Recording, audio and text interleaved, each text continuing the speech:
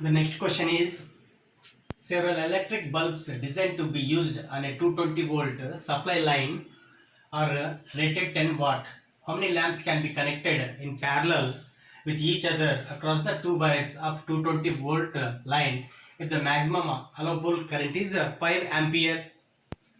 Using power rating formula, resistance of the bulb can be found. R is equal to V square by P, where specified voltage is 220 into 220 by over is 10. Then resistance of the bulb is 220 into 22 ohm. Now to find the current, I is equal to V by R. Here I find how many resistors are connected in parallel. That is R is equal to V by I. Since resistors are connected in parallel, the resultant resistance will be R by N. From this I can find N is equal to Ri by V. R is 220 into 22 and the maximum allowable current is 5 by supply line voltage is 220 volt. 220 gets cancelled. Then we get 110 number. This many bulbs can be connected parallelly to get maximum allowable current 5 ampere. The next question is the 13th one.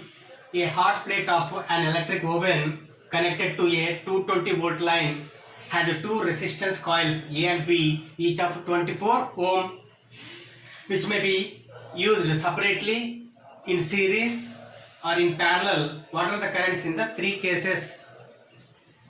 When they are connected separately, I is given by V by R, where V is 220 divided by resistance of the coil is 24. On solving this we get 12 jar, 110 jar, 6, this is 55. Approximately we get 9.16 ampere. Means that the coil is connected like this, 24 ohm current, and this is a 220 volt supply line, which is AC, like this.